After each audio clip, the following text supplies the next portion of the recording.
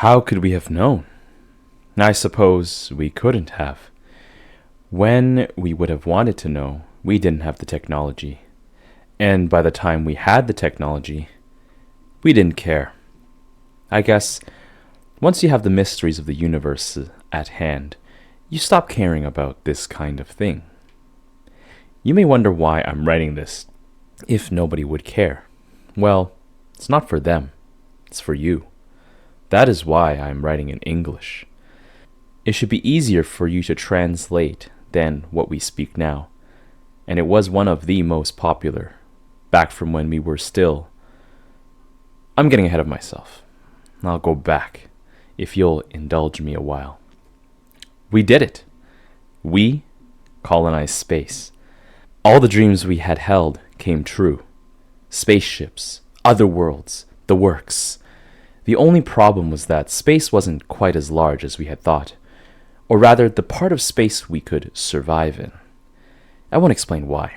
It will probably be a long time before you could possibly go there on your own, and I'll not aid you in getting there. Man was not made to enter the void. Of that, I am sure.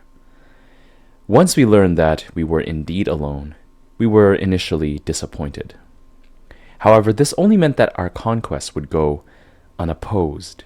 We terraformed every planet we came across and colonized them. Over time, it was decided that Earth would be left alone. We used our technology to clean up our mess there and turned it into, for lack of a better word, a museum. People were allowed to visit Earth, see where we originated, but not stay. If you were rich enough, you could buy an extended stay. A few of the most elite of our time even had countries to themselves. As we reached the edges of where we could safely travel, we began to fill what was now ours at a rapid pace. Soon we realized we were out of room. Explorable space had become not enough for mankind. That should have come as no surprise.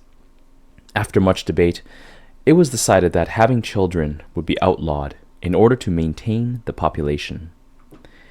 You may wonder how we did this without becoming extinct. Simple. We discovered immortality. For a while, using our technology to maintain our bodies was enough, but even that proved not enough to prevent the eventual degradation. So we devised a way of transmitting ourselves into clones of our bodies. The clone would be made with a blank slate for the brain, and our brains would be copied. The former bodies then disposed of.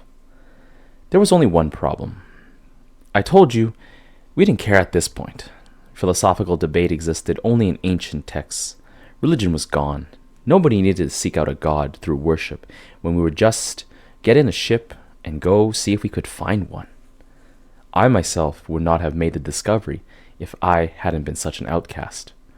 My interest in ancient books of fiction sparked my interest in something nobody had thought about for millennia. After a few centuries of study and experimentation, that amount of time was minuscule when you were immortal, and I often devoted that amount to other pursuits my peers would laugh at for their perceived pointlessnesses. But yes, after a few centuries of study and experimentation, I created a device to measure what I had been curious about. However, my measurements came up negative. I was horrified. I used the device on others and received the same results. The reality of the situation set in. We did not have souls. I was in denial. I was certain the device simply did not work. It was a silly concept I got after watching a few historical films from when we were still confined to one planet. My heart sank when the device gave a positive reading just as my dog ran by, proving its authenticity. You see, animals were found to be incapable of undergoing the transbodiment procedure the way we could, so they were bred and born just as they always had been. No matter how much I tried to convince myself otherwise, the fact remained. Any spirit we had within us left the moment we embraced our transbodiment. I am sickened when I look in the mirror. I tried entering my hollow chamber for entertainment, but I'm only reminded how little there is difference between me and those within that virtual world. Another few decades have passed. I didn't dare share my findings with others. It would have caused a widespread panic. I made my decision. It shouldn't be too difficult to accomplish. There have been no wars in over a millennium, no land or religion to fight over. We have known peace for so long that there are no defenses to be found against an attack.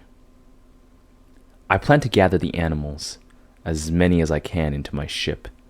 A bitter pang of irony hits me when I realize how similar I am to a figure from an ancient religious text. I cannot remember which one. I suppose it doesn't matter now. I will bring these animals to Earth. There are zoos there. Massive ones to show what it was like back then. It should be sufficient. They will evolve. You will evolve. And in time, when you walk the earth as we once did, you will uncover this. I pray you heed the warnings I have given you, and do not bother looking up wondering where we are. We will not be there. I will make sure of that.